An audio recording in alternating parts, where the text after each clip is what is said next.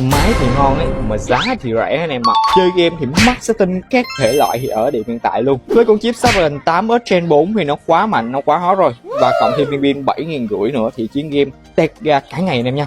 Sạc nhanh thì tới 90W nữa chứ. Với cái điểm sức mạnh như thế này đấy thì bao anh em luôn con game thoải mái bằng những con máy mà giá hơn vài chục triệu anh em ạ.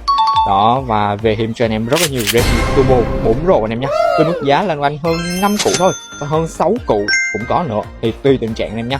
Hàng line new full box như thế này, máy trân kèm sạc, nói chung rất là nhiều tình trạng khác nhau cho Redmi Turbo 4 Pro này. Màn hình 6,8 inch còn OS 120Hz thì chỉ game rất ngon rồi, độ sáng rất là cao lên đến là 2000 nit, giúp cho anh em sử dụng ngoài trời thì ok hơn. Camera sau là hàm kính 50 megapixel. Camera này thì trên con máy gaming phone này thì nó chụp ở mức là ok hơn em nhé, chấp nhận được, cơ bản thôi, không quá đẹp đâu. Đó, và rất nhiều anh em đổi từ iPhone 12, 13 sang là Redmi Turbo 4 Pro này anh em ạ. Đúng sao? Nó quá ngon, nó quá đẹp và thiết kế của nó cũng rất là đẹp. Đúng này. Thiết kế của nó giống như là iPhone 16 Plus anh em nhé. Đó, 16, 17 Plus đấy, lưng kính này, khuôn viền bằng kim loại này và camera sau được dạng dọc như thế này và có hai dải đèn LED RGB trên cam này anh em nhé. Đó, quá ok rồi, hơn 5 củ, hơn 6 củ thôi, không cần phải nói quá nhiều về Turbo 4 Pro đâu. Thông báo cho anh em là đã có hàng Turbo 4 Pro khá là nhiều rồi nha.